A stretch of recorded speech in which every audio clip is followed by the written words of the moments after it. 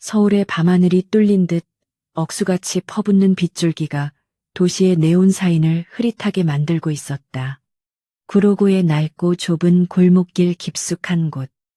작은 부엌이라는 소박한 간판만이 위태롭게 깜빡이며 존재감을 알리고 있었다.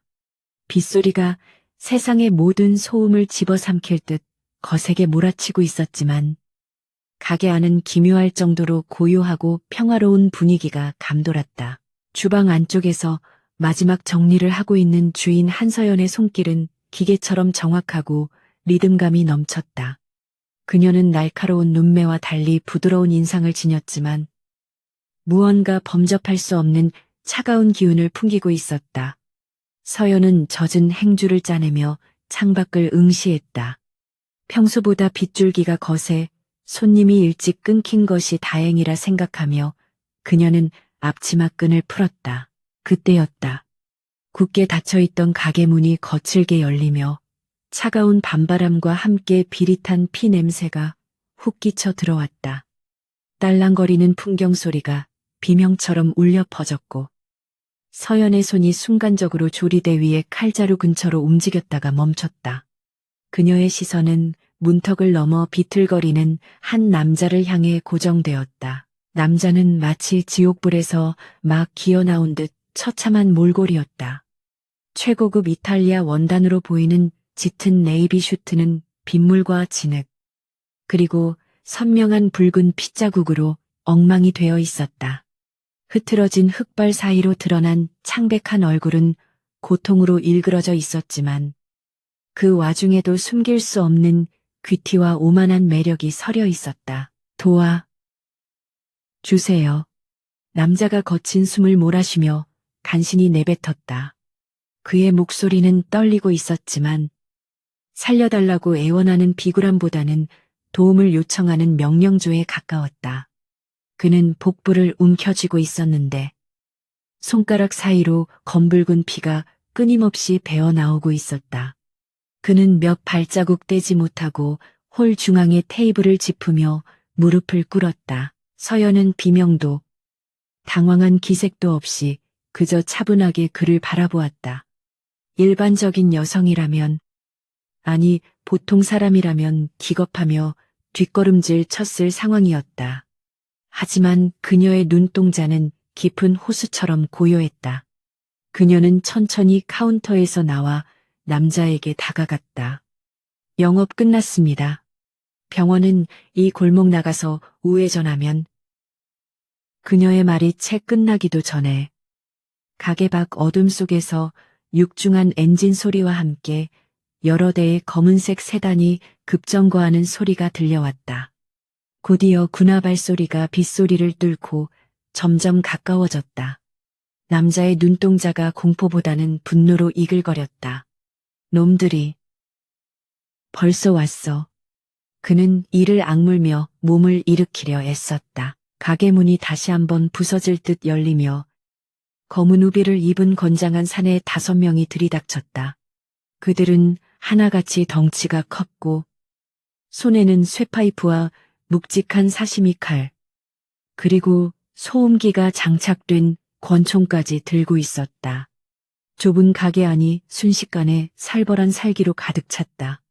빗물에 젖은 그들의 우비에서 뚝뚝 떨어지는 물방울이 바닥을 적셨다. 선두의 선, 얼굴에 긴 흉터가 있는 사내가 바닥에 주저앉은 남자를 보며 비릿한 미소를 지었다. 강민준 대표님, 술래잡기는 여기까지입니다. 회장님께서 아주 걱정하고 계십니다. 물론 숨이 붙어있는 상태로 데려가겠다는 약속은 못 드립니다만. 그의 목소리는 뱀처럼 차갑고 끈적거렸다.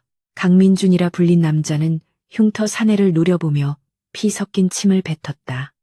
강영석 그 개자식이 보낸 사냥개들인가.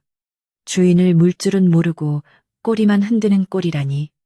민주는 죽음이 코앞에 닥친 상황에서도 독서를 멈추지 않았지만 떨리는 다리는 그의 한계를 명확히 보여주고 있었다. 흉터는 킬킬거리며 시선을 서연에게 돌렸다. 아이고, 이런 누추한 곳에 예쁜 아가씨가 있었네. 이걸 어쩌나. 우리 원칙이 목격자는 남기지 않는 거라서 말이야. 그는 마치 벌레를 보듯 서연을 훑어보며 비열하게 웃었다. 아가씨, 운이 아주 없었어. 다음 생에는 좀 더 안전한 곳에서 장사해. 서연은 깊은 한숨을 내쉬었다. 그녀는 마치 귀찮은 파리떼를 만난 사람처럼 피곤한 표정으로 앞머리를 쓸어 넘겼다. 바닥 청소 방금 끝냈는데. 그녀의 낮고 허스키한 목소리가 가게 안에 울렸다. 그 말투에는 두려움이 전혀 섞여 있지 않았다. 오히려 묘한 짜증이 묻어 있었다. 흉터와 그의 부하들은 서연의 반응에 잠시 멈칫했다. 공포에 질려 비명을 지르거나 살려달라고 빌어야 정상인 상황이었다. 흉터가 미간을 찌푸리며 한 걸음 다가왔다. 인연이 실성했나 상황 파악이 안 돼 그가 손에 든 쇠파이프를 위협적으로 들어올리며 서연의 머리통을 겨냥했다. 그 순간 서연의 눈빛이 변했다. 무기력하던 호수가 순식간에 얼어붙은 빙하처럼 날카로워졌다. 흉터가 파이프를 내리치려는 찰나 서연의 오른손이 번개처럼 움직였다. 그녀는 옆 테이블에 놓여있던 무거운 무쇠 주물펜을 낚아채 흉터의 턱을 정확히 가격했다. 깡 하는 둔탁하고도 경쾌한 파열음이 실내를 뒤흔들었다. 거구의 흉터가 비명 한 번 지르지 못하고 그대로 뒤로 낮아빠졌다. 턱뼈가 으스러지는 소리가 적나라하게 들렸다. 나머지 4명의 사내들이 사태를 파악하기도 전에 서연은 이미 다음 동작으로 이어가고 있었다. 그녀의 몸놀림은 춤을 추듯 유려했고 군더더기라곤 찾아볼 수 없을 만큼 간결했다. 가장 가까이 있던 2번째 사내가 당황하며 칼을 휘둘렀다. 서연은 상체를 살짝 뒤로 젖혀 칼날을 피함과 동시에 왼손으로 조리대 위에 있던 긴 셰프 나이프를 집어들었다. 은빛 섬광이 번쩍이는가 싶더니 사내의 손목에 붉은 선이 그어졌고 칼이 바닥으로 떨어졌다. 으악 사내가 손목을 부여잡고 고통에 몸부림쳤다. 서연은 지체하지 않고 주물펜의 가장자리로 사내의 관자놀이를 가격해 기절시켰다. 그녀는 좁은 가게의 지형지물을 완벽하게 이용하고 있었다. 의자와 테이블 사이를 미끄러지듯 이동하며 적들의 공격 라인을 분산시켰다. 뒤쪽에 있던 놈들이 권총을 꺼내 들려했다.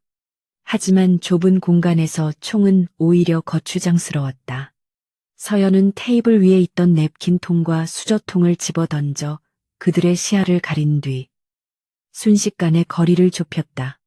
그녀의 로우킥이 사내의 무릎 관절을 정확히 타격하자 뼈가 꺾이는 소리와 함께 거구가 무너져 내렸다. 바닥에 쓰러져 있던 민주는 자신의 눈을 의심했다. 이것은 싸움이 아니었다.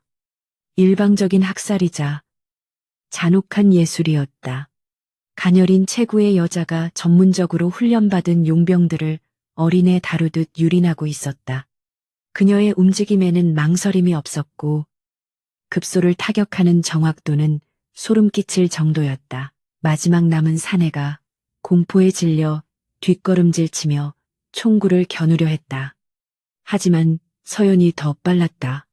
그녀는 손에 들고 있던 셰프 나이프를 역수 니쇼로 잡고 던지는 대신 바닥을 박차고 날아올랐다. 그녀의 무릎이 사내의 명치를 강타했고 동시에 팔꿈치로 그의 목을대를 가격했다. 사내는 컥소리도 내지 못하고 거품을 물며 쓰러졌다. 채 3분이 지나지 않아 가게 안은 신음하는 사내들과 빗소리만이 남았다. 서연은 흐트러진 호흡을 가다듬으며 천천히 일어섰다. 그녀의 손에 들린 주물펜과 칼에는 핏자국이 묻어 있었지만 그녀의 옷에는 피 한 방울 튀지 않았다. 그녀는 무심하게 칼에 묻은 피를 행주로 닦아내며 쓰러진 사내들을 내려다보았다. 민주는 멍하니 입을 벌린 채 그녀를 올려다보았다. 고통도 잊은 채 그는 눈앞의 여자가 인간이 맞는지 의심스러웠다. 그녀가 천천히 그에게 다가왔다. 빗물에 젖은 머리카락 사이로 드러난 그녀의 얼굴은 여전히 무표정했다.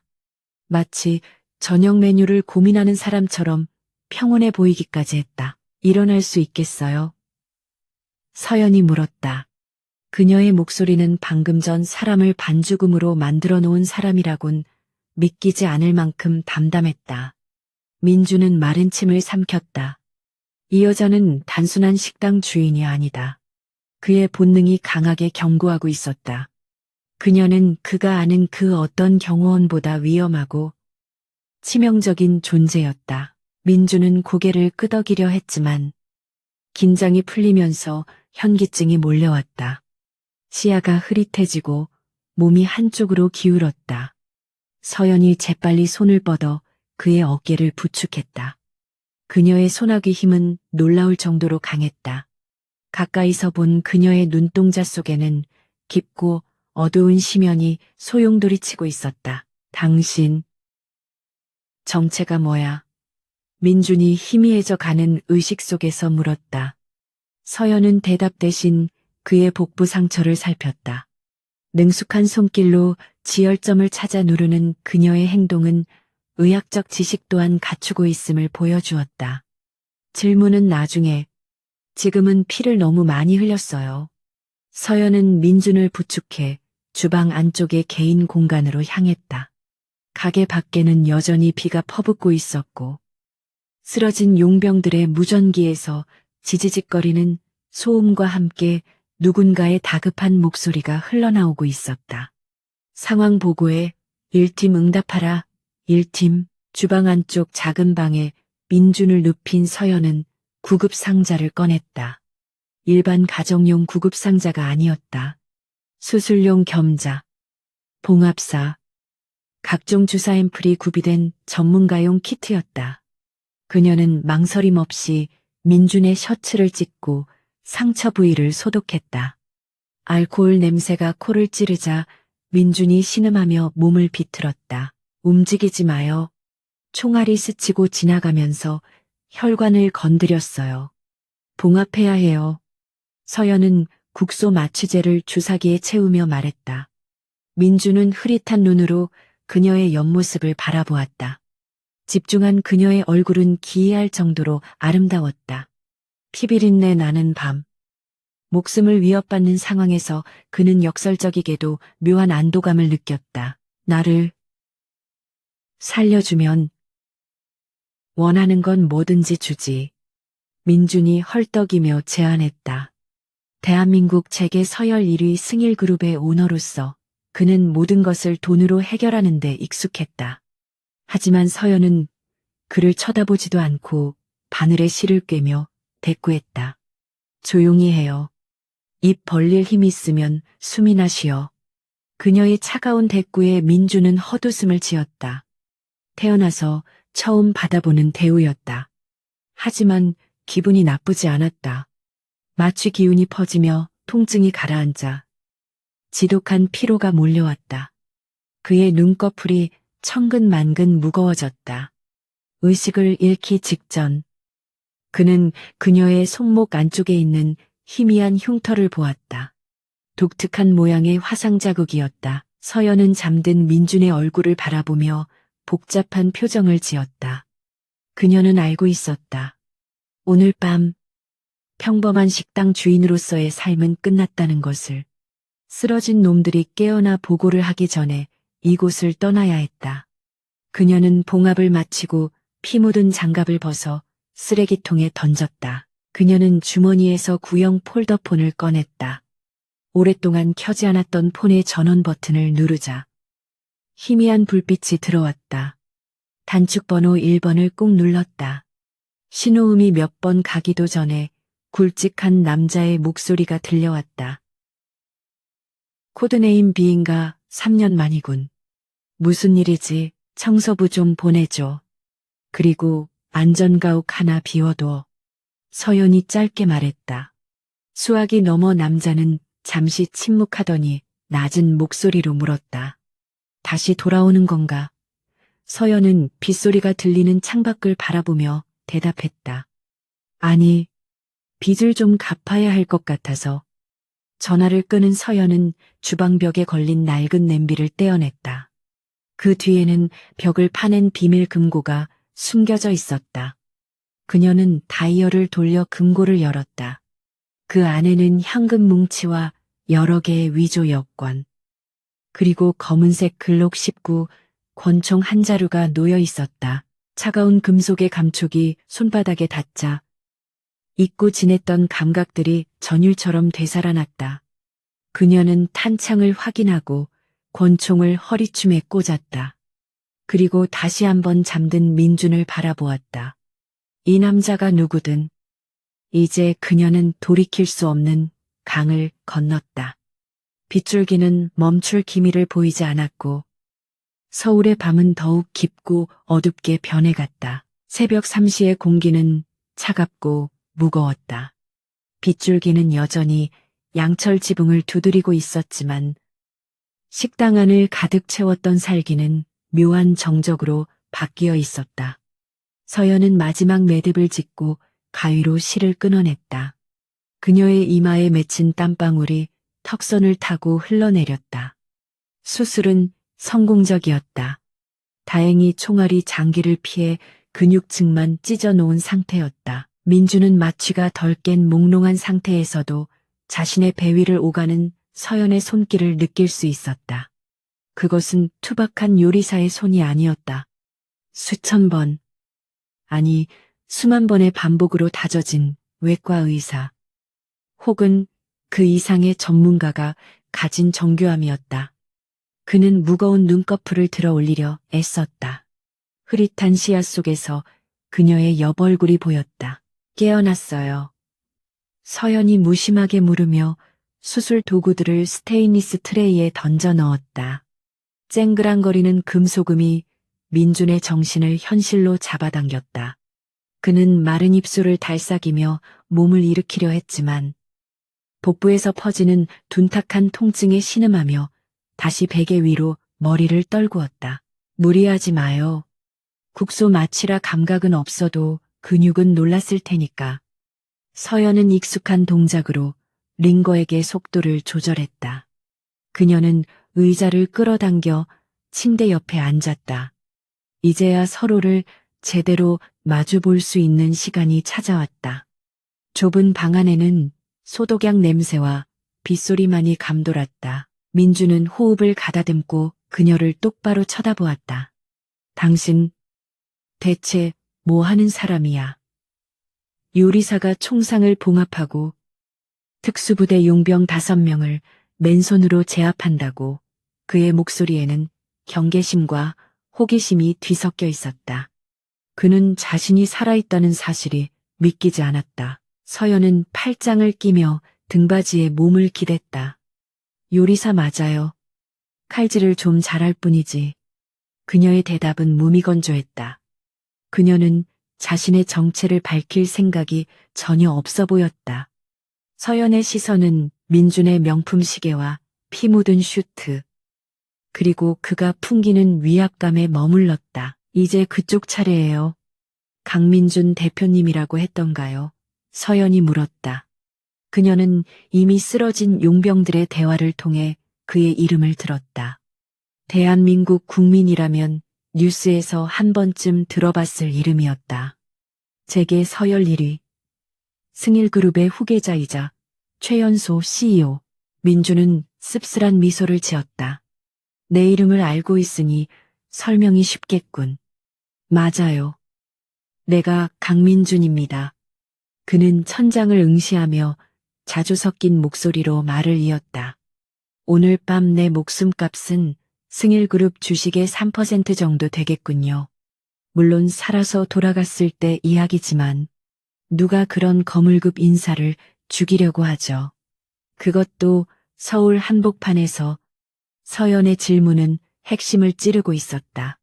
그녀는 단순한 원한 관계가 아님을 직감했다. 프로 용병들을 동원할 정도의 자금력과 대담함은 일반적인 범죄 조직의 수준을 넘어서는 것이었다. 민준의 눈빛이 차갑게 가라앉았다. 강영석, 내 아버지의 동생이자 현재 그룹의 부회장인 작자입니다. 그는 이를 갈며 말했다. 이틀 뒤 주주총회가 열립니다. 내가 그 자리에 참석하지 못하면 경영권은 자연스럽게 그 사람에게 넘어가게 되죠. 그는 확실한 방법을 택한 겁니다. 그래서 조카를 죽이려고 킬러를 보냈다. 서연은 혀를 찼다. 재벌가의 막장 드라마는 뉴스에서나 보던 일이었지만 눈앞에서 피를 흘리는 당사자를 보니 현실감이 확연히 다가왔다. 돈과 권력 앞에서는 혈육도 없다는 말이 새삼스럽게 느껴졌다. 그들은 블랙 맘바라고 불리는 용병팀입니다. 해외 분쟁 지역에서 활동하다가 최근 국내로 들어왔다고 들었습니다. 민준이 설명했다. 아마 강영석이 거액을 주고 고용했을 겁니다. 놈들은 임무를 완수할 때까지 멈추지 않아요. 오늘 실패했으니 더 많은 병력을 보낼 겁니다. 서연은 잠시 침묵했다. 그녀의 머릿속에서 상황이 빠르게 정리되었다. 놈들은 이미 그녀의 얼굴을 봤고 가게 위치도 노출되었다. 이곳은 더 이상 안전하지 않았다. 그녀가 원하든 원하지 않든. 그녀는 이미 이 진흙탕 싸움에 발을 들여놓은 셈이었다. 당신이 날 도와줘요. 민준이 절박한 눈빛으로 서연을 바라보았다. 돈은 얼마든지 주겠소. 원하는 게 뭐든 들어주지. 48시간. 주주총회가 끝날 때까지만 나를 보호해줘요. 당신 실력이라면 충분히 가능해. 그는 그녀의 능력을 확신하고 있었다. 서연은 냉소적인 표정으로 고개를 저었다. 착각하지 마요. 나는 경호원이 아닙니다. 그리고 돈 때문에 목숨 거는 짓은 은퇴한 지 오래예요. 그녀는 단호하게 거절했다. 그녀에게 필요한 것은 평온한 일상이지. 또다시 피비린내 나는 전장으로 돌아가는 것이 아니었다. 선택권이 없을 텐데. 민준이 전곡을 찔렀다. 놈들은 목격자를 살려두지 않아요. 당신이 나를 내쫓는다고 해서 그들이 당신을 가만둘 것 같습니까? 이미 당신은 그들의 제거 리스트에 올랐을 겁니다. 나와 함께 움직이는 게 당신이 살 수 있는 유일한 길입니다. 그의 말은 틀린 구석이 없었다. 서연도 그것을 알고 있었다. 강영석이라는 작자가 자신의 치부를 덮기 위해 민간인 한두 명쯤 죽이는 것은 일도 아닐 것이다. 그녀는 깊은 한숨을 내쉬며 머리를 쓸어 넘겼다. 조용히 살고 싶었던 그녀의 소박한 꿈이 산산조각 나는 순간이었다. 그때 서연의 주머니에 있던 폴더폰이 진동했다. 그녀는 화면을 확인하고 짧게 통화 버튼을 눌렀다. 도착했어. 수화기 너머에서 굵직한 목소리가 들려왔다. 후문 쪽에 대기 중이다. 처리반은 5분 뒤에 도착한다. 이동 차량은 준비됐어. 서연은 전화를 끊고 민준을 향해 고개를 돌렸다. 그녀의 눈빛이 달라져 있었다. 더 이상 식당 주인의 눈이 아니었다. 전장을 지휘하는 지휘관의 눈빛이었다. 일어날 수 있겠어요. 3분 내로 여기서 나가야 해요. 놈들의 지원 병력이 오고 있을 겁니다. 민주는 그녀의 태도 변화에 놀라면서도 안도감을 느꼈다. 그는 링거 바늘을 거칠게 뽑아내고 비틀거리는 몸을 일으켰다. 서연은 그를 부축하는 대신 벽에 숨겨져 있던 금고에서 검은색 더플백을 꺼내 던져주었다. 필요한 건 다 들어있어요. 입고 있는 옷부터 갈아입어요. 서연은 밖으로 나가 주방 조리대 밑에 숨겨두었던 샷건을 꺼냈다. 펌프 액션을 당기는 소리가 철컥 하고 울렸다. 그녀는 능숙하게 탄약을 확인하고 어깨에 맸다.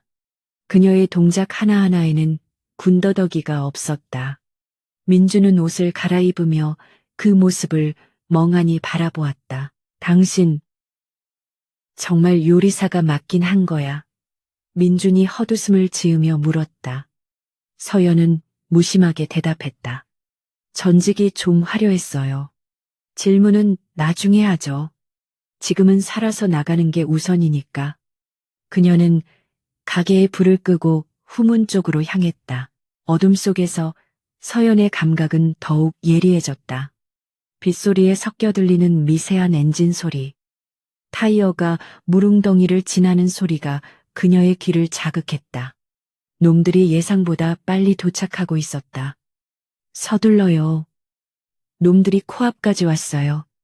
그녀가 낮게 속삭였다. 두 사람은 비좁은 뒷골목으로 빠져나갔다. 빗줄기는 여전히 거세게 몰아치고 있었고 칠흑 같은 어둠이 그들을 감쌌다. 골목 끝에는 낡아 보이지만 관리가 잘 된 검은색 SUV 한 대가 시동을 건 채 대기하고 있었다. 서연은 운전석 문을 열고 민준을 조수석에 밀어 넣었다. 꽉 잡아요. 멀미 좀 할 수도 있으니까. 서연이 핸들을 잡으며 경고했다. 그녀가 기어를 넣고 엑셀을 밟으려던 찰나. 골목 입구에서 강렬한 헤드라이트 불빛이 그들을 비췄다. 굉음과 함께 오토바이 부대가 그들을 향해 돌진해 오고 있었다. 젠장. 벌써 따라붙었군. 민준이 욕설을 내뱉었다. 하지만 서연의 표정은 동요하지 않았다. 오히려 그녀의 입가에는 희미한 미소가 걸려 있었다. 안전띠 매세요. 대표님, 롤러코스터는 지금부터 시작이니까. 그녀가 엑셀을 바닥까지 밟았다. 엔진이 포효하며 육중한 SUV가 빗길을 박차고 나갔다. 타이어 타는 냄새와 함께 차체가 급격하게 튀어나갔다. 서연은 정면으로 달려오는 오토바이들을 향해 그대로 돌진했다. 겁을 먹은 오토바이 운전자들이 급히 핸들을 꺾으며 바닥으로 미끄러졌다. 백미러로 뒤를 확인한 서연은 핸들을 급하게 꺾어 큰 길로 진입했다. 뒤이어 10여 대의 오토바이와 세단들이 경적을 울리며 그들을 추격하기 시작했다. 서울의 밤거리를 무대로 한 목숨 건 레이스가 시작된 것이다. 서연의 눈동자가 흥분으로 차갑게 빛났다. 민주는 조수석 손잡이를 꽉 잡으며 창밖을 확인했다. 추격자들은 끈질기게 따라붙고 있었다. 그들 중 한 명이 오토바이 뒤에서 서브 머신건을 꺼내드는 것이 보였다. 총이야 숙여 민준이 소리쳤다. 타타타탕 둔탁한 소리와 함께 뒷유리창이 박살나며 유리 파편이 튀었다. 서연은 고개를 숙이지도 않고 백미러를 응시했다. 걱정 마요. 방탄유리니까. 그녀는 침착하게 기어를 조작하며 속도를 높였다. 그녀의 운전 실력은 단순히 빠르기만 한 것이 아니었다. 도로의 흐름을 읽고 상대의 움직임을 예측하여 차단을 유도하는 고도의 전술운전이었다. 어디로 가는 겁니까? 민준이 소리쳐 물었다. 빗물과 바람이 깨진 창틈으로 들이닥치고 있었다. 서연은 전방을 주시하며 짧게 대답했다. 내 방식대로 놈들을 따돌릴 거예요. 그리고 당신이 말한 그 48시간. 내가 접수하죠. 이것은 계약의 성립이었다. 민주는 안도와 함께 묘한 전율을 느꼈다. 눈앞에 이 여자는 자신의 목숨을 구해줄 유일한 구원자였다. 비록 그녀의 정체가 무엇인지, 왜 이런 능력을 감추고 살았는지 알 수 없었지만, 지금 이 순간만큼은 그녀를 전적으로 믿을 수밖에 없었다. 차는 강변북로를 향해 질주했다. 빗물로 미끄러운 노면 위를 스케이트 타듯 미끄러지며 달리는 SUV의 뒤로 붉은색 테일램프의 잔상이 길게 남았다. 밤은 아직 길었고 그들의 도주는 이제 막 시작되었을 뿐이었다. 강변북로 위는 거대한 아수라장이었다. 억수같이 쏟아지는 빗줄기가 아스팔트를 때리며 시야를 가렸지만 서연이 모는 검은색 SUV는 거침없이 질주했다. 속도계의 바늘은 이미 시속 160km를 넘어서고 있었지만 차체는 기이할 정도로 안정적이었다. 그녀의 손은 핸들과 기어를 오가며 마치 피아노를 연주하듯 부드럽게 움직였다. 뒤따라오는 추격자들은 끈질겼다. 굉음을 내며 따라붙는 오토바이 부대는 마치 성난 말벌떼처럼 위협적이었다. 개조된 머플러에서 뿜어져 나오는 소음과 빗소리가 섞여 고막을 찢을 듯 울려 퍼졌다. 놈들은 고개하듯 차량 사이를 빠져나가며 서서히 포위망을 좁혀오고 있었다. 오른쪽 놈들이 붙어서 조수석에 앉은 민준이 다급하게 소리쳤다. 창문 너머로 헬멧을 쓴 사내가 서브머신건을 꺼내드는 모습이 보였다. 빗물에 젖은 총신이 가로등 불빛을 받아 번들거렸다. 민주는 본능적으로 고개를 숙이며 몸을 움츠렸다. 죽음의 공포가 등골을 타고 싸늘하게 기어올랐다. 서연은 미동도 하지 않았다. 그녀는 사이드미러를 흘끗 보고는 핸들을 오른쪽으로 급격하게 꺾었다. 꽉 잡아요. 그녀의 외침과 동시에 육중한 SUV 차체가 오른쪽으로 쏠렸다. 끼익 타이어가 비명처럼 울부짖으며 빗길 위를 미끄러졌다. 차체 측면이 오토바이와 충돌했다. 묵직한 타격음과 함께 오토바이 운전자가 균형을 잃고 튕겨나갔다. 그는 아스팔트 위를 볼링핀처럼 구르며 뒤따르던 차량의 진로를 방해했다. 뒤쪽에서 연쇄 추돌하는 소리와 급제동하는 소리가 들려왔지만 서연은 뒤도 돌아보지 않고 다시 엑셀을 밟았다. 미친. 방금 사람을 친 거야. 민준이 창백해진 얼굴로 물었다. 그의 심장은 터질 듯이 뛰고 있었고 손은 떨리고 있었다. 평생을 팬데와 결제 서류만 잡고 살아온 그에게 눈앞에서 벌어지는 날것의 폭력은 감당하기 힘든 충격이었다. 죽지 않았어요. 보호장구를 입었으니까 골절 정도로 끝날 겁니다. 서연은 무심하게 대답하며 기어를 변속했다. 그리고 저들은 당신을 죽이러 온 프로들입니다. 신사적으로 대할 생각은 버리세요. 지금은 전쟁터고 망설이면 우리가 죽습니다. 그녀의 말은 냉혹했지만 정확했다. 민주는 마른 침을 삼키며 그녀의 옆모습을 바라보았다. 빗물에 젖은 머리카락, 흔들림 없는 눈빛, 굳게 담은 입술. 그녀에게서는 살기등등한 전사의 기운이 뿜어져 나오고 있었다. 그는 문득 그녀가 낯설면서도 강렬하게 느껴졌다. 그때 후방에서 강렬한 서치라이트 불빛이 룸미러를 가득 채웠다. 오토바이 부대에 이어 검은색 세단 2대가 맹렬한 기세로 따라붙고 있었다.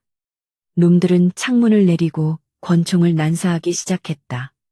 파탕탕 총알이 트렁크와 뒷범퍼에 박히며 불꽃을 튀겼다. 젠장. 놈들이 작정하고 따라오는군. 서연이 혀를 차며 핸들을 좌우로 흔들었다. 차체를 지그재그로 움직여 조준을 어렵게 만드는 전술 기동이었다. 그녀의 시선은 전방에 나타난 터널 입구에 고정되었다. 터널로 들어갑니다. 눈 좀 부실 테니 감고 있어요. SUV가 터널 안으로 진입하자 주황색 조명이 시야를 가득 채웠다. 폐쇄된 공간 안에서 엔진 소리와 총성은 더욱 증폭되어 울렸다. 서연은 터널 중간 지점에 이르자 갑자기 헤드라이트를 꺼버렸다. 칠흑 같은 어둠 속에서 오로지 전방의 희미한 비상등 불빛만이 보였다. 갑작스러운 암전에 당황한 추격 차량들이 속도를 줄이며 주춤거렸다. 그 순간 서연은 다시 하이빔을 켰다. 강렬한 LED 불빛이 뒤따라오던 운전자의 시야를 순간적으로 마비시켰다. 앞차가 급브레이크를 밟자 뒤따르던 차량이 그대로 들이받으며 굉음과 함께 전복되었다. 터널 안은 순식간에 아수라장이 되었다. 전복된 차량에서 연기가 피어오르고 뒤엉킨 차들이 길을 막았다. 서연은 그 틈을 타 터널 출구로 빠져나왔다. 100미러로 멀어지는 불길을 확인한 그녀는 안도의 한숨을 내쉬었다. 따돌렸어요. 당분간은 못 쫓아올 겁니다.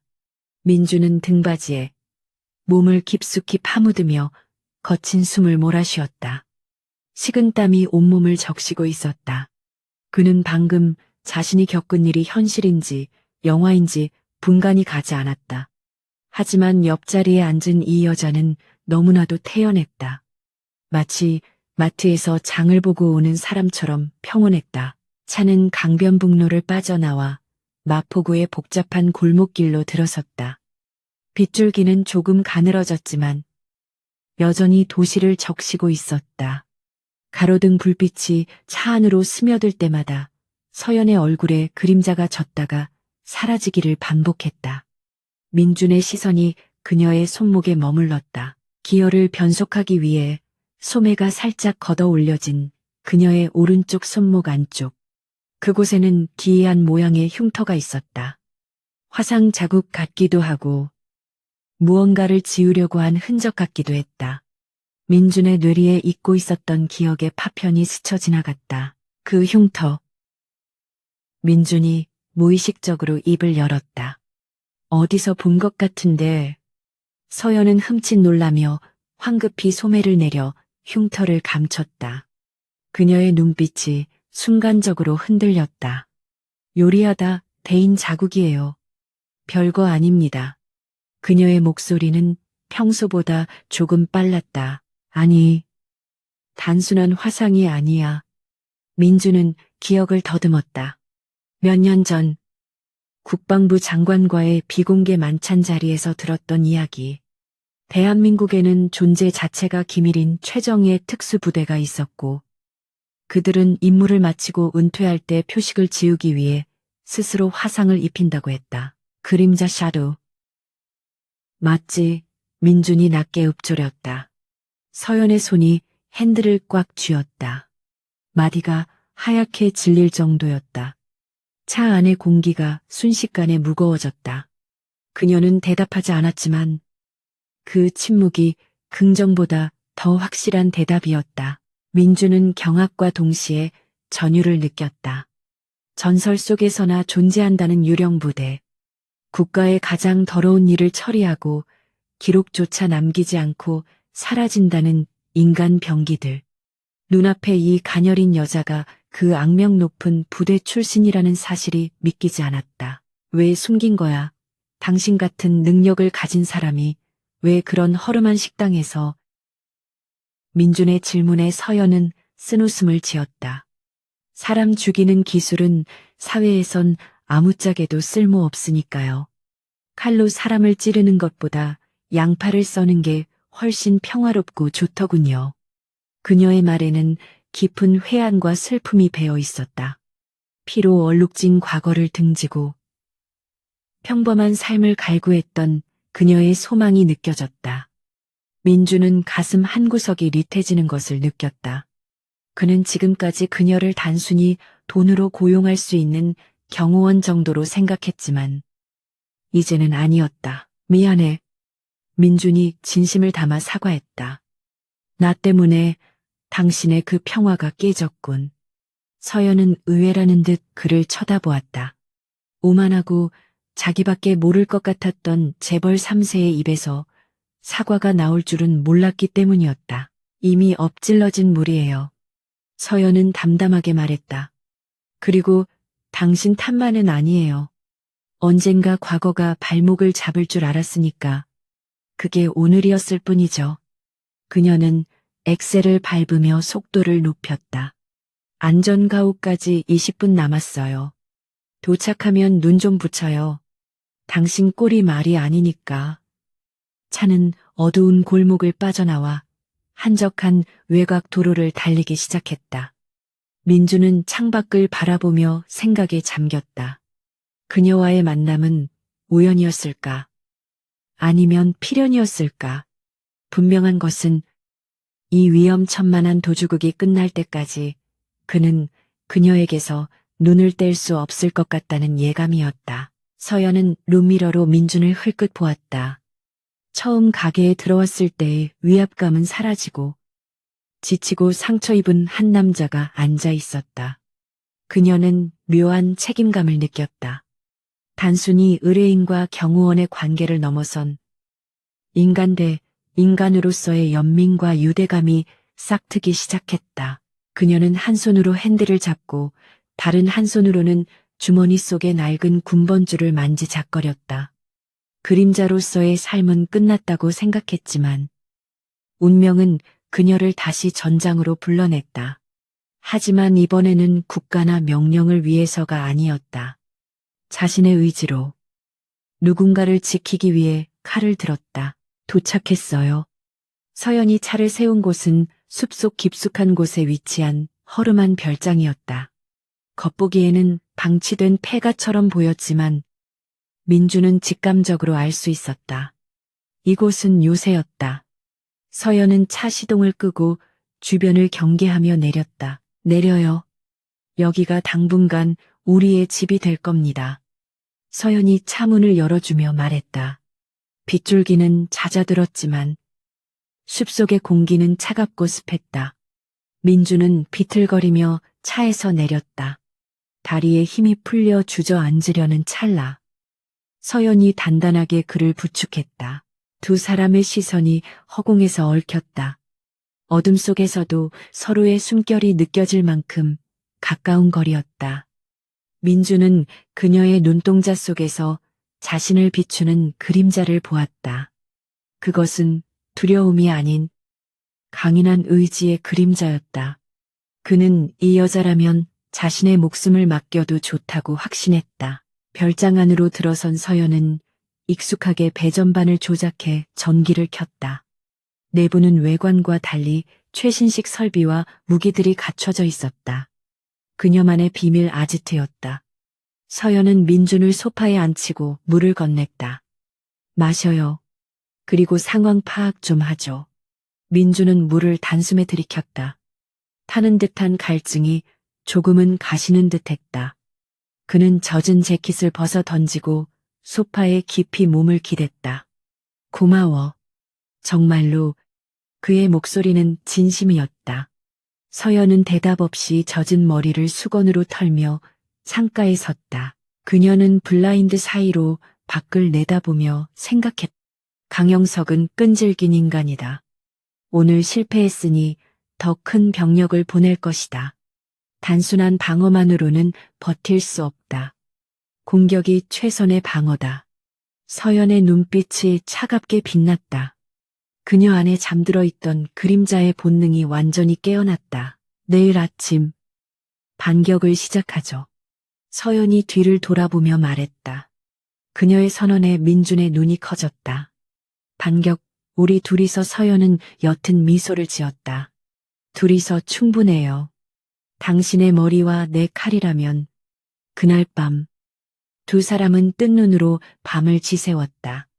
밖에서는 다시 비가 내리기 시작했고 빗소리는 마치 다가올 폭풍전야의 서곡처럼 들렸다.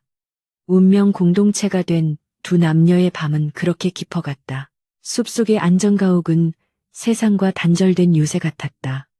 칠흑 같은 어둠이 창밖을 에워싸고 있었지만 내부의 공기는 따뜻하고 아늑했다. 서연은 거실 한쪽에 마련된 모니터룸에서 수십 개의 CCTV 화면을 주시하고 있었다. 그녀의 눈동자는 쉴 새 없이 움직이며 외부의 작은 움직임조차 놓치지 않으려 했다. 빗줄기는 잦아들었지만 숲은 여전히 젖은 숨을 토해내고 있었다. 민주는 소파에 앉아 서연이 건네준 암호화된 노트북을 두드리고 있었다. 복부의 통증이 간헐적으로 밀려왔지만 그는 이를 악물고 참아냈다. 지금 이 순간에도 그룹의 지분 구조는 요동치고 있었고 강영석 부회장은 승리를 확신하며 샴페인을 터뜨리고 있을 것이 분명했다. 민준의 손가락이 키보드 위를 빠르게 오가며 이사들에게 비밀 메시지를 전송했다. 상황은 좀 어때요? 서연이 머그잔 2개를 들고 다가왔다. 김이 모락모락 나는 인스턴트 커피였지만 냄새만큼은 최고급 원두커피 못지않았다. 그녀는 민준의 맞은편에 앉아 화면을 턱짓으로 가리켰다. 그녀의 태도는 경호원이라기보다 오랜 파트너처럼 자연스러웠다. 이 낯선 공간에서 그녀의 존재는 유일한 위안이었다. 예상대로야. 강영석이 내 실종을 사고사로 위장하려고 언론 플레이를 시작했어. 민준이 쓴웃음을 지으며 커피를 받아들었다. 주가는 폭락하고 있고 주주들은 동요하고 있지. 내가 내일 모레 주주총회에 나타나지 않으면 회사는 공중분해될 거야. 그는 화면 속 뉴스를 보며 차갑게 말했다. 서연은 잠시 침묵하다가 자신의 잔을 들어 올렸다. 그럼 우리는 죽은 사람처럼 움직여야겠네요. 유령이 되어서 그들의 축제를 망쳐놓는 거죠. 그녀의 말에 민주는 피식 웃음을 터뜨렸다. 재벌 총수로서 살아오면서 수많은 아부와 가식을 겪었지만 이 여자처럼 직설적이고 통쾌한 화법은 처음이었다. 배고프지 않아요. 밥부터 먹죠. 전쟁도 식후경이라는데. 서연이 자리에서 일어났다. 그녀는 주방으로 가서 냉장고를 뒤적였다. 있는 재료라곤 달걀 몇 알과 찬밥, 그리고 김치뿐이었지만 그녀의 손길이 닿자 마법이 일어났다. 능숙한 칼질 소리가 조용한 실내에 경쾌하게 울려 퍼졌다. 잠시 후 고소한 냄새가 거실을 가득 채웠다.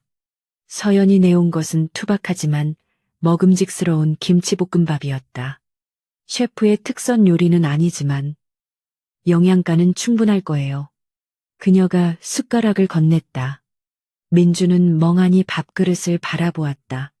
화려한 만찬과 코스 요리에 익숙한 그에게 이 소박한 한 끼는 묘한 감동을 주었다. 민주는 한 숟가락을 입에 넣었다.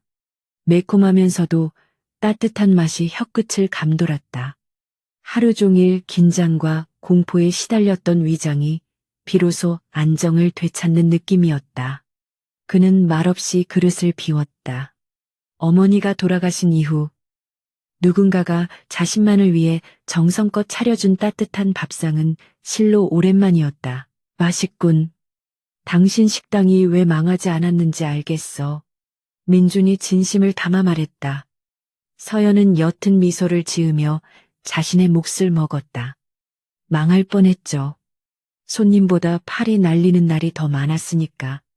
그녀의 미소에는 씁쓸함이 묻어 있었다. 평범한 삶을 꿈꿨지만 결국 다시 총을 잡게 된 현실에 대한 자조였다. 식사를 마친 후 서연은 민준의 상처를 다시 살폈다. 붕대를 푸는 그녀의 손길은 조심스러웠다. 염증은 없네요. 다행히 열도 내렸고 그녀의 얼굴이 가까이 다가오자 민주는 숨을 멈췄다. 젖은 머리카락에서 나는 샴푸 향과 알코올 냄새가 섞여 묘한 분위기를 자아냈다. 서연 씨. 민준이 나지막이 그녀의 이름을 불렀다. 처음으로 부르는 이름이었다. 서연이 고개를 들어 그를 바라보았다. 두 사람의 시선이 허공에서 얽혔다. 왜 나를 돕는 거지? 돈 때문이 아니라는 건 알아. 위험을 감수하면서까지 이러는 이유가 뭐야? 서연은 잠시 망설이다가 시선을 돌렸다. 당신 눈빛이 닮아서요. 그녀는 붕대를 다시 감으며 덤덤하게 말했다. 내가 알던 누군가와 그 사람도 당신처럼 벼랑 끝에 몰려 있었지만 끝까지 포기하지 않았죠. 결국엔 세상을 떠났지만 그녀의 목소리에 깊은 슬픔이 배어나왔다. 민주는 그녀의 손목을 부드럽게 잡았다. 거칠고 굳은 살이 박인 손, 그리고 그 안쪽에 새겨진 화상 흉터. 그것은 그녀가 겪어온 치열한 삶의 훈장이었다. 당신은 혼자라고 생각하겠지만 이제는 아니야. 내가 당신을 지킬게. 당신이 나를 지키는 것처럼. 그의 말은 충동적이었지만 진심이었다. 서연은 놀란 눈으로 그를 쳐다보았다. 차가운 얼음 가면 속에 감춰진 그녀의 여린 내면이 흔들리고 있었다. 평생을 명령과 임무 속에서 기계처럼 살아온 그녀에게 누군가를 의지한다는 것은 낯설고 두려운 일이었다. 하지만 싫지 않았다. 지키겠다는 말은 살아서 나간 뒤에요. 서연이 짐짓 차갑게 대꾸하며 손을 뺐지만 그녀의 귀끝은 붉게 물들어 있었다. 묘한 기류가 두 사람 사이를 감돌았다. 밖에서는 다시 바람이 불기 시작했고 나뭇가지가 창문을 긁는 소리가 들려왔다. 서연은 분위기를 전환하려는 듯 자리에서 일어나 지도를 펼쳤다. 감상은 여기까지. 내일 새벽, 우리는 인천항으로 갑니다. 그녀가 지도의 한 지점을 붉은 펜으로 표시했다. 강영석이 비자금 장부를 숨겨둔 데이터 센터가 여기 있어요. 이걸 손에 넣어야 당신이 이깁니다. 민준의 눈빛이 날카롭게 변했다. CEO로서의 냉철한 이성이 돌아왔다. 거긴 보안이 철통 같을 텐데 사설 경비업체뿐만 아니라 용병들도 깔려 있을 거야.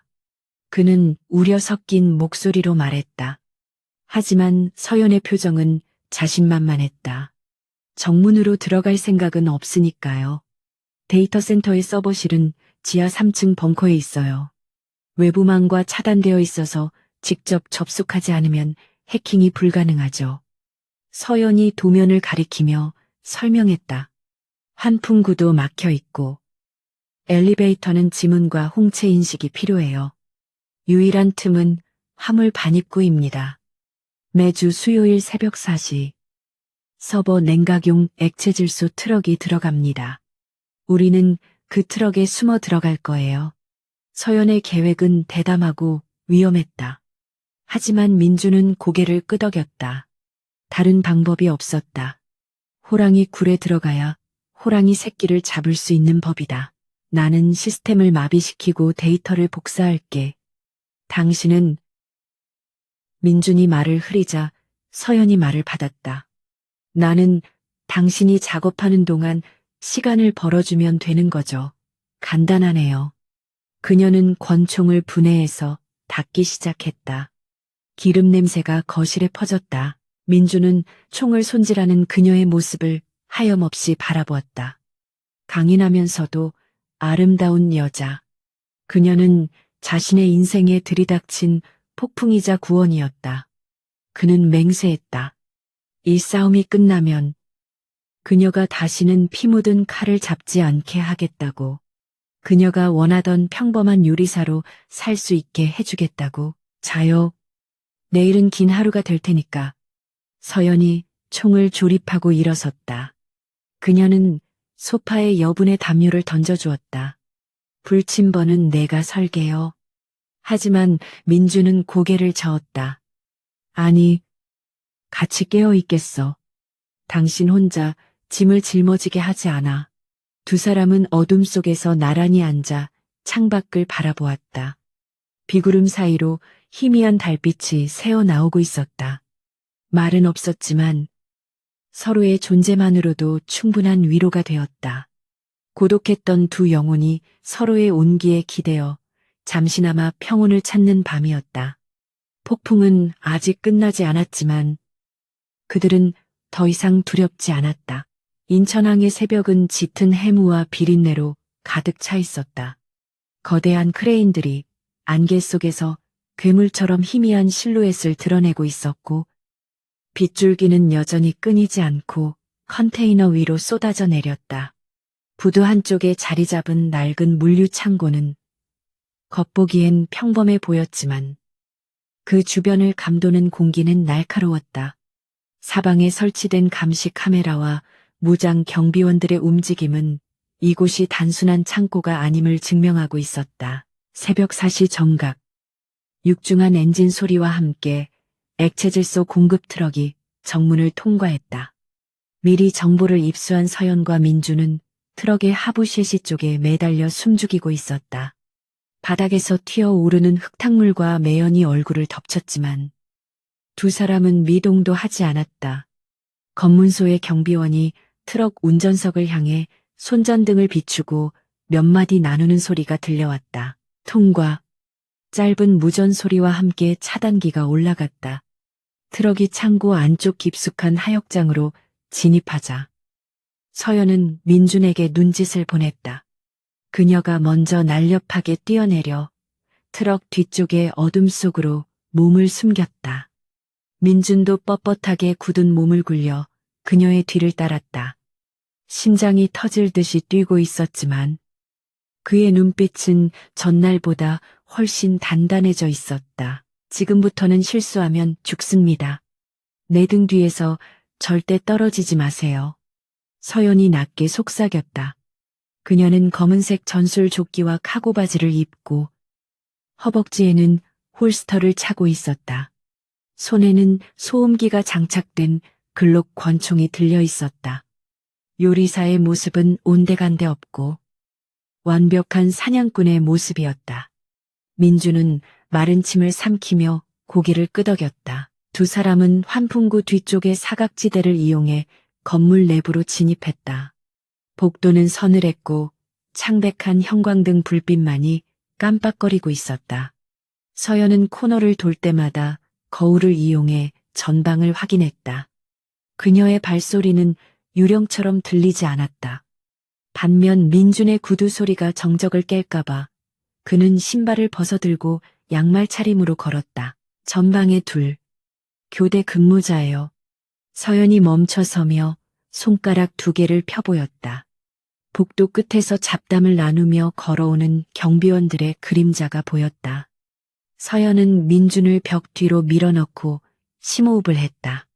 그녀는 탄창을 확인하는 대신 허리춤에서 날카로운 단검을 꺼내 들었다.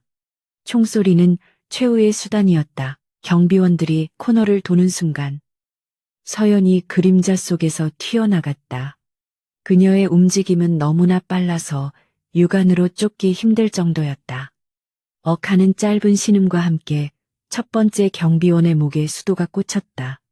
그가 쓰러지기도 전에 서연은 몸을 회전시켜 두 번째 경비원의 명치를 무릎으로 가격했다. 순식간에 상황이 종료되었다.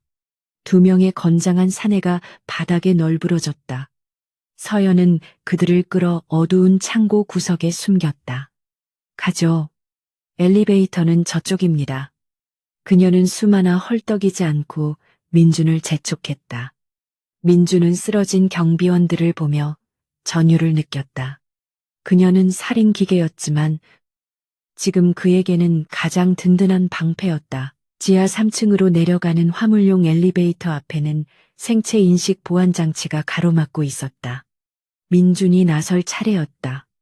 그는 배낭에서 휴대용 해킹 단말기를 꺼내 패널에 연결했다. 화면에 복잡한 코드가 폭포수처럼 흘러내렸다. 3분만 버텨줘요. 암호화 알고리즘이 생각보다 복잡해. 민준의 손가락이 키보드 위를 날아다녔다. 그때 복도 반대편에서 순찰을 돌던 경비견의 짖는 소리가 들려왔다. 젠장. 개가 있어서 서연이 욕설을 내뱉으며 총구를 겨눴다. 도베르만 두 마리가 침을 흘리며 그들을 향해 달려오고 있었다. 뒤이어 무장한 경비원들의 고함이 터져나왔다.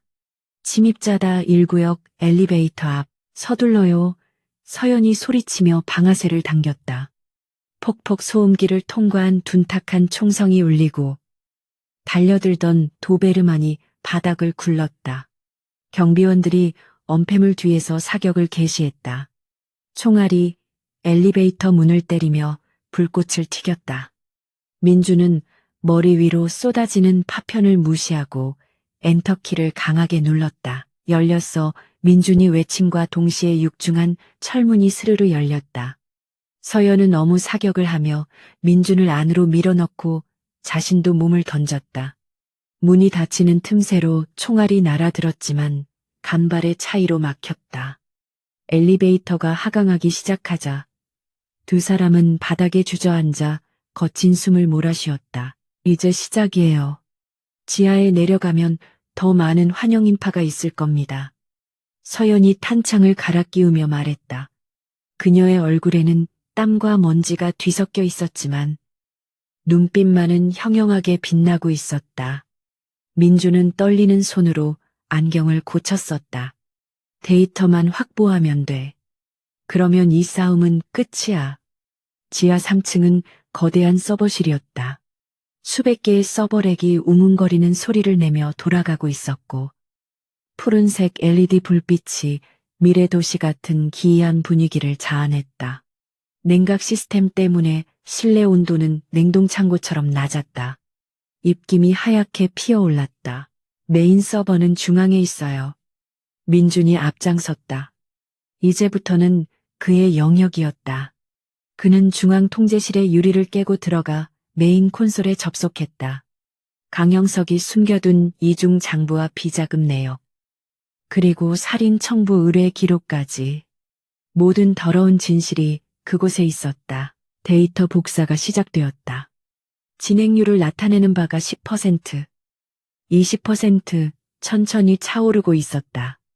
서연은 통제실 입구에 서서 밖을 경계했다. 고요함이 더 큰 공포를 불러왔다. 적들이 조용한 것은 포위망을 완성하고 있다는 뜻이었다. 얼마나 걸려요? 서연이 초조하게 물었다. 50%.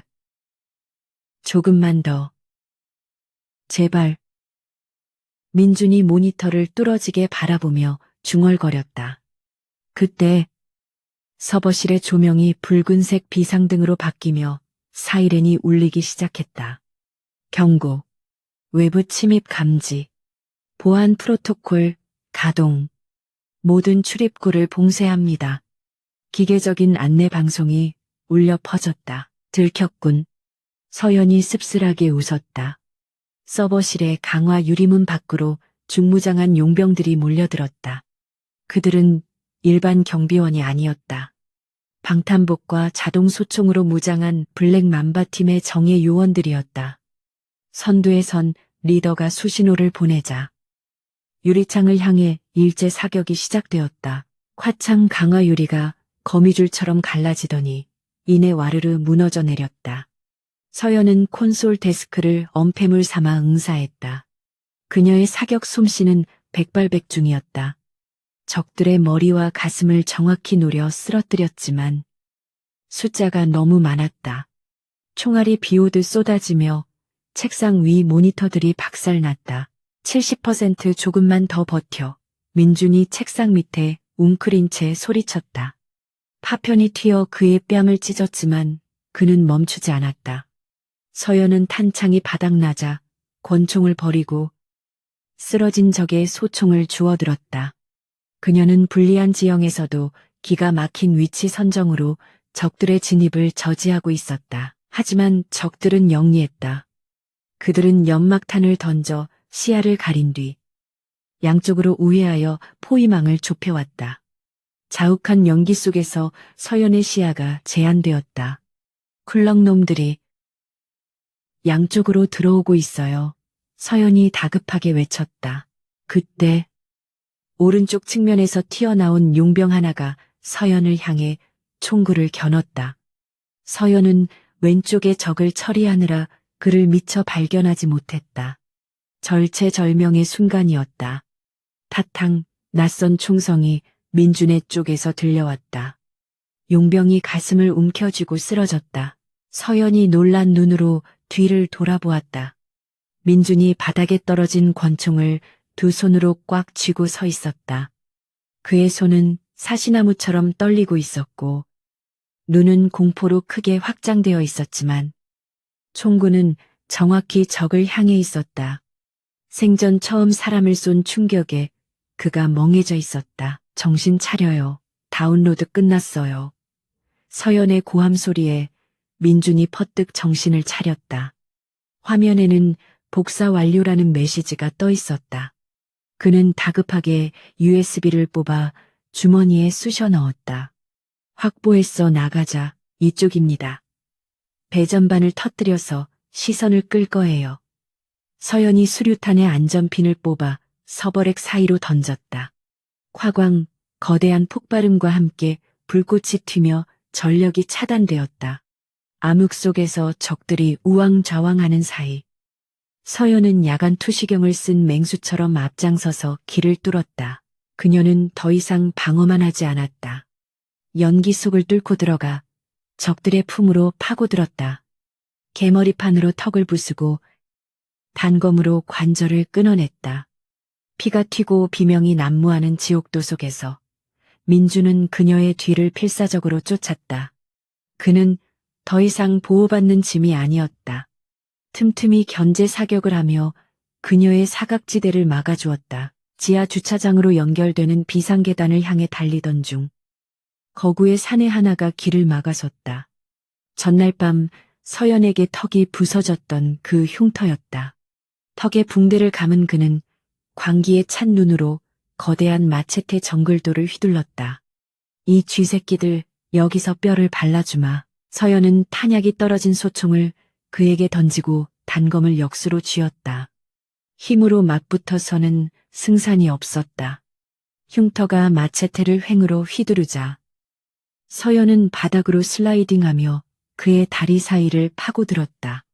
그녀의 칼날이 흉터의 아킬레스건을 그었다. 거구가 비틀거리는 틈을 타 서연은 용수철처럼 튀어올라 그의 등에 올라탔다. 그리고 망설임 없이 경동맥을 압박했다. 흉터는 몸부림치며 벽에 몸을 부딪혔지만 서연은 거머리처럼 떨어지지 않았다. 잠시 후 거대한 몸뚱이가 쿵 소리를 내며 바닥으로 쓰러졌다. 가요놈들이 더 몰려올 거예요.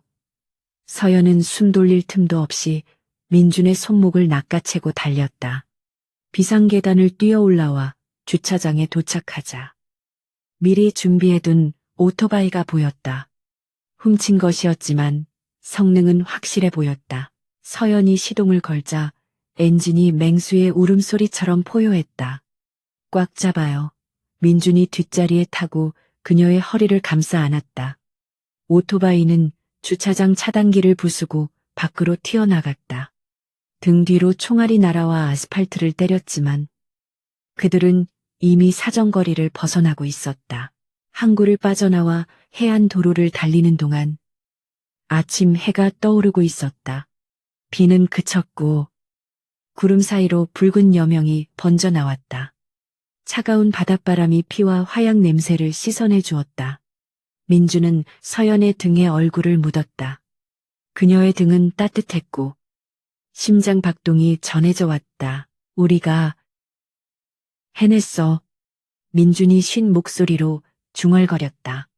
주머니 속에 USB가 뜨겁게 느껴졌다. 그것은 단순한 데이터가 아니었다.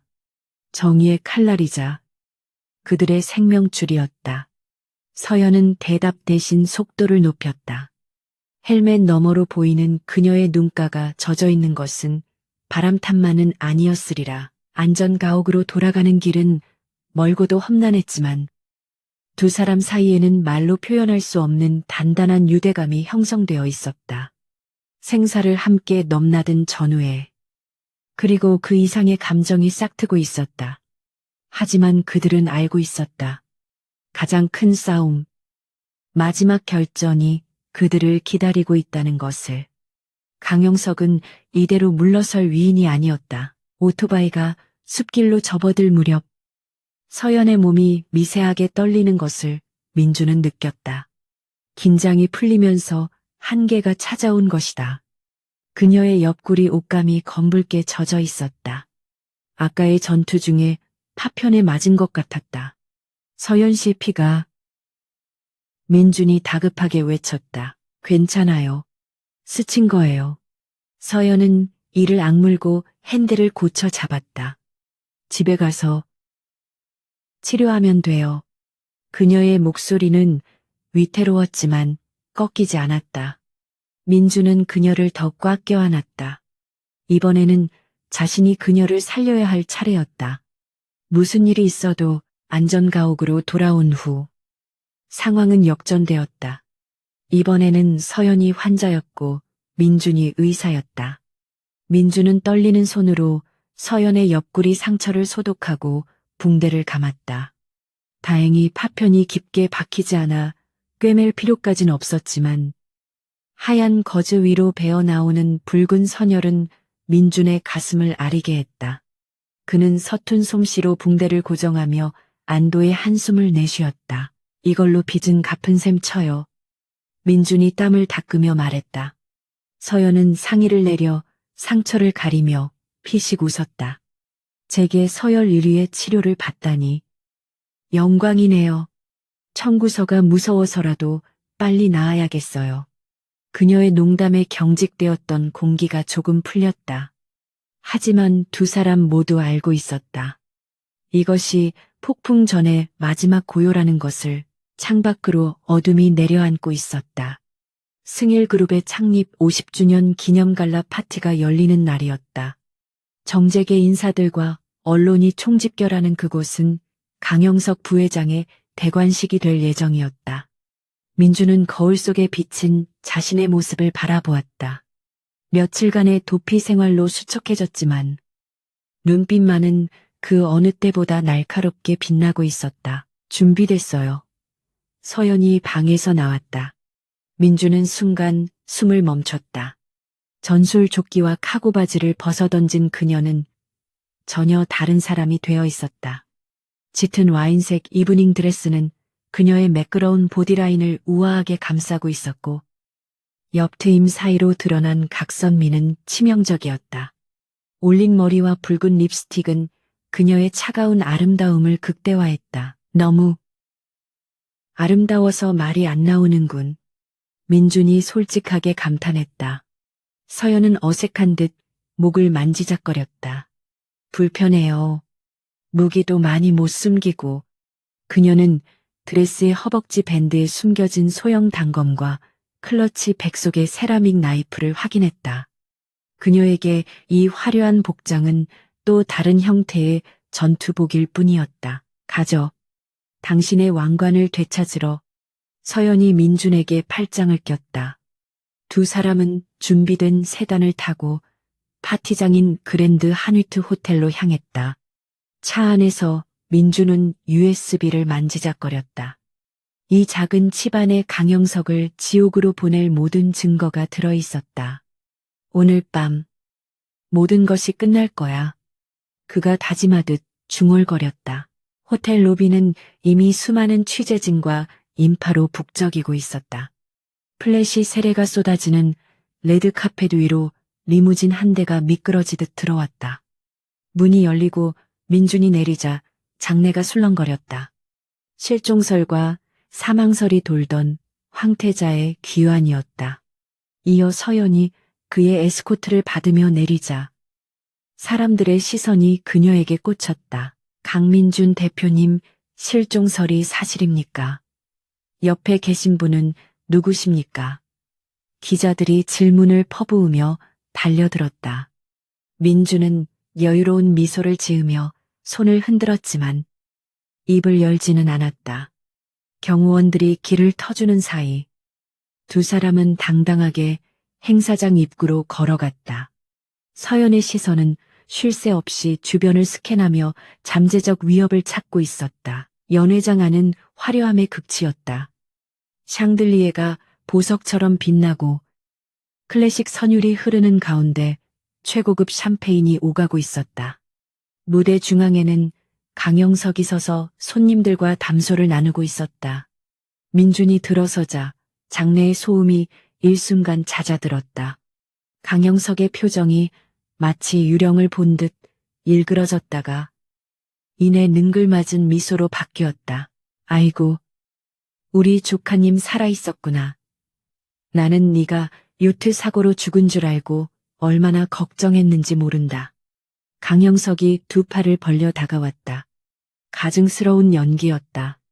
민주는 그의 포옹을 받아주는 척하며 귓가에 속삭였다. 실망하셨겠네요.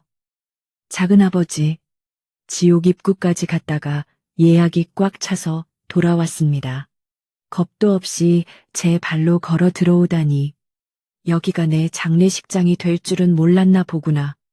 강영석이 낮은 목소리로 으르렁거렸다. 증거는 다 없앴어. 네가 뭘 할 수 있을 것 같으냐. 그는 여전히 자신의 승리를 확신하고 있었다. 민주는 그에게서 떨어지며 차갑게 웃었다. 글쎄요. 2부 행사를 기대하시죠. 서연은 두 사람의 신경전을 지켜보며 주변을 살폈다. 웨이터 복장을 한 사내들의 움직임이 수상했다. 트레이를 받쳐든 손에 굳은 살이 박여 있었고 귀에는 이니어를 꽂고 있었다. 손님으로 위장한 사내들도 곳곳에 배치되어 있었다. 블랙 맘바의 잔당들이었다. 그들은 포위망을 형성하며 서서히 조여오고 있었다. 포위됐어요. 최소 20명입니다. 서연이 와인잔을 드는 척하며 민준에게 알렸다. 단상까지 거리는 30m. 내가 길을 열면 뒤도 돌아보지 말고 뛰어요. 민주는 고개를 끄덕였다. 사회자가 2부 행사의 시작을 알리며 강영석의 기념 연설을 소개했다. 조명이 어두워지고 스포트라이트가 무대를 비췄다. 지금이야. 서연의 신호와 동시에 민준이 움직였다. 그는 무대 뒤편에 AV 통제실이 아닌 무대 위로 직접 올라가는 대담한 선택을 했다. 당황한 강용석이 소리쳤다. 뭐 하는 짓이냐 끌어내려 그 순간. 웨이터로 위장해 있던 암살자가 품에서 권총을 꺼내 들었다. 서연은 망설임 없이 손에 들고 있던 샴페인 잔을 암살자의 얼굴에 던졌다. 쨍그랑 유리 조각이 튀며 암살자가 비명을 질렀다.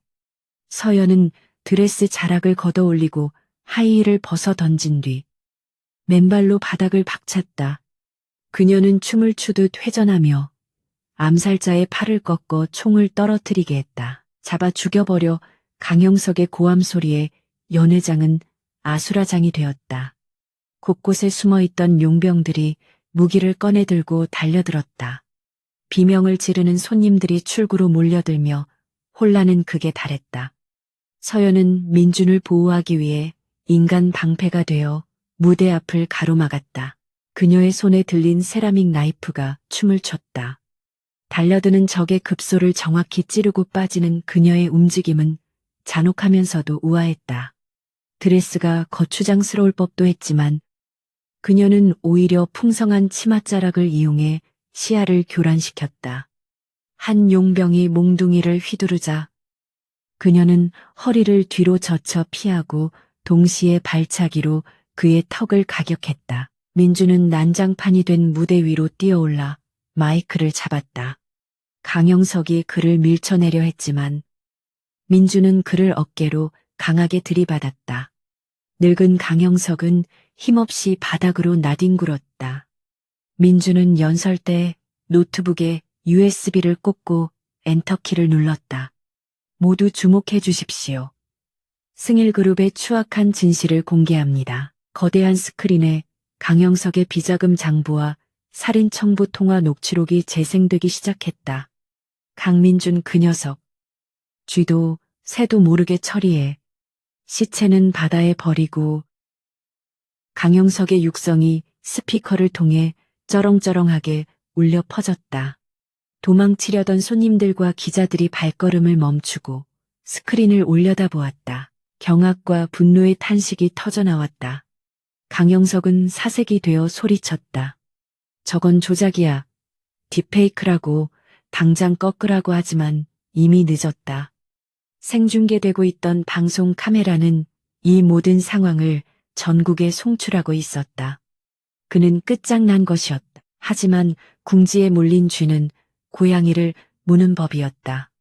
다 죽여 폭파해 버려. 강영석이 품에서 기폭 장치처럼 보이는 리모컨을 꺼내 들고 악을 썼다.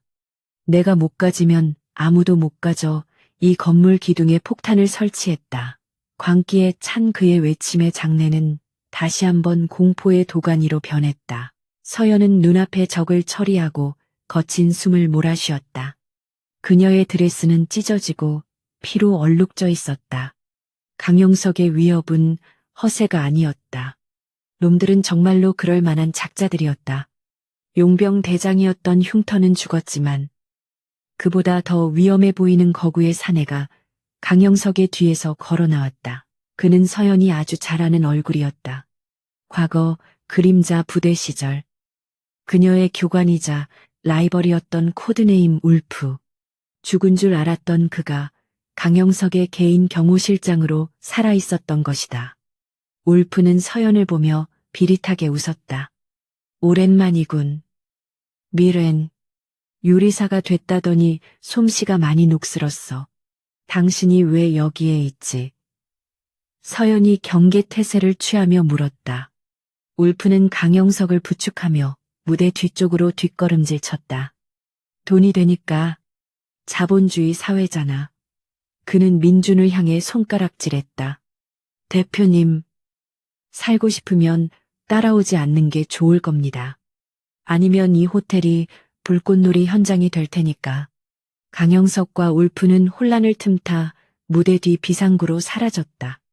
인질로 잡힌 몇몇 VIP들과 함께였다. 민주는 망연자실한 표정으로 그들을 바라보았다. 폭탄이라니. 수백 명의 목숨이 달려 있었다. 그는 서연을 바라보았다. 그녀의 눈빛은 흔들리지 않았다. 끝내야 해요. 서연이 찢어진 드레스 자락을 묶으며 말했다. 그녀는 바닥에 떨어진 권총을 주워 탄창을 확인했다. 폭탄을 멈추고 저 미친놈들을 잡아야 해요. 갈 수 있겠어요. 그녀의 물음에 민주는 안경을 고쳐 쓰고 결의에 찬 표정으로 고개를 끄덕였다. 물론이지. 내 호텔이고 내 손님들이야. 내 허락 없이는 개미 새끼 한 마리도 못 죽여. 민준이 넥타이를 풀며 말했다. 두 사람은 쑥대밭이 된 연회장을 뒤로하고 최후의 결전이 기다리는 옥상을 향해 달리기 시작했다. 밖에는 다시 비가 내리기 시작했다. 모든 것을 씻어내려는 듯. 거세고 차가운 비가 옥상 문을 박차고 나가자 거센 폭풍우가 두 사람을 덮쳤다. 하늘이 뚫린 듯 쏟아지는 빗줄기는 시야를 가렸고 강한 바람은 몸을 가누기 힘들 정도로 몰아쳤다. 헬기 착륙장 중앙에는 강영석이 인질을 방패 삼아 서 있었고 그 앞을 거대한 그림자가 가로막고 있었다. 바로 코드네임 울프. 서연의 옛 스승이자 최악의 적이었다. 여기까지 올라오다니 끈질기군. 비렌. 내 놈의 그 집요함 하나는 인정해주지. 울프가 빗소리를 뚫고 외쳤다. 그는 재킷을 벗어 던지고 전투태세를 취했다. 빗물에 젖은 그의 근육질 몸매는 마치 강철로 빚은 흉기처럼 위압적이었다. 서연은 민준을 뒤로 밀며 앞으로 나섰다. 가요. 강영석을 막아요. 이 덩어리는 내가 처리할 테니까. 서연의 목소리는 차분했지만 눈빛은 살기로 이글거리고 있었다. 민준은 짧게 고개를 끄덕이고 강영석이 있는 쪽으로 우회하려 했다. 하지만 울프가 그것을 두고 볼 리 없었다. 그가 민준을 향해 거대한 주먹을 날렸다. 서연이 번개처럼 파고들어 울프의 팔을 쳐냈다. 퍽 둔탁한 타격음과 함께 뼈가 울리는 고통이 전해졌지만 서연은 물러서지 않았다. 그녀는 연달아 울프의 복부와 턱을 노리고 주먹을 뻗었다. 하지만 울프는 노련했다. 그는 서연의 공격을 가볍게 흘려내며 비웃었다. 내 기술은 내가 다 가르쳤다. 내 손바닥 아니야. 울프가 반격했다. 그의 묵직한 발차기가 서연의 옆구리를 스치고 지나갔다. 서연은 바닥을 구르며 피했지만 균형이 무너졌다. 울프는 기회를 놓치지 않고 그녀의 멱살을 잡아 들어 올렸다. 서연의 발이 허공에서 버둥거렸다. 그 사이 민주는 강영석을 향해 달렸다. 강영석은 기폭장치를 높이 치켜들며 소리쳤다. 오지마. 한 발자국만 더 오면 다 같이 죽는 거야. 인질로 잡힌 여비서가 공포에 질려 비명을 질렀다. 민주는 걸음을 멈추고 천천히 양손을 들어 보였다. 작은아버지. 이제 그만하세요. 건물 아래 경찰 특공대가 깔렸습니다. 폭탄을 터뜨려봤자 당신도 죽어요. 민준이 설득하려 했지만 강영석의 눈은 이미 이성을 잃고 있었다. 상관없어. 감옥에 가서 썩을 바에는 차라리 여기서 끝내는 게 나아. 그의 손가락이 버튼 위에 올려졌다. 민주는 침착하게 머리를 굴렸다. 폭탄의 신호 방식은 무선 주파수였다. 그는 주머니 속에서 휴대용 재밍 전파 방해 장치를 만지작거렸다. 서버실에서 챙겨온 것이었다. 하지만 거리가 너무 멀었다. 유효 범위 안으로 들어가려면 최소 5m는 더 접근해야 했다. 그는 시간을 벌어야 했다. 한편 서연은 절체절명의 위기에 처해 있었다. 울프는 그녀를 바닥에 내동댕이 치고 무자비하게 짓밟으려 했다.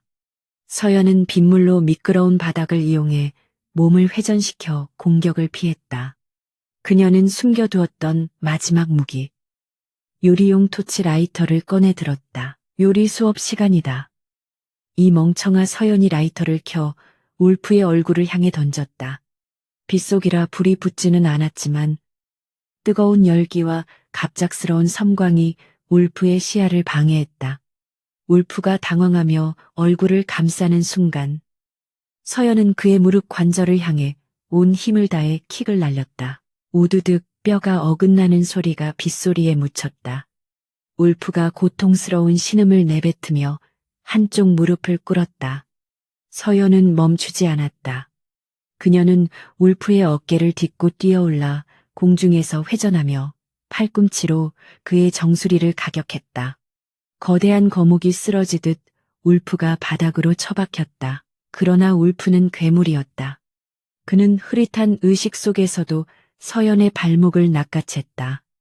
혼자는 못 죽어. 그가 서연을 옥상 난간 쪽으로 끌고 갔다. 서연은 필사적으로 버텼지만 체급 차이를 극복하기 힘들었다. 빗물 때문에 손이 미끄러워 잡을 곳이 없었다. 그때 민준이 기회를 잡았다. 강영석이 서연과 울프의 싸움에 한눈을 판 사이 그는 재밍장치를 작동시키며 달려들었다. 지금이야 민준이 몸을 날려 강영석을 덮쳤다.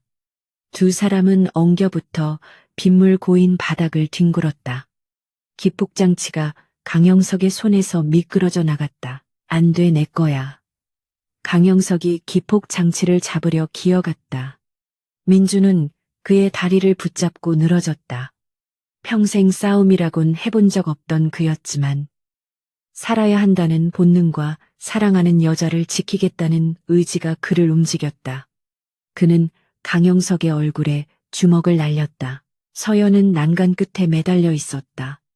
아래는 까마득한 낭떠러지였다. 울프는 그녀의 발목을 잡고 함께 떨어지려 했다.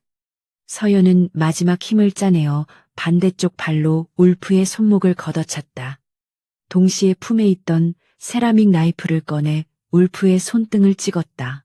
울프가 비명을 지르며 손을 놓았다. 그는 중심을 잃고 난간 너머 허공으로 떨어졌다. 그의 눈에 믿을 수 없다는 표정이 스쳤다. 서연은 난간을 잡고 거친 숨을 몰아쉬며 간신히 옥상으로 기어 올라왔다. 온몸이 찢어질 듯 아팠지만 그녀는 민준을 찾았다.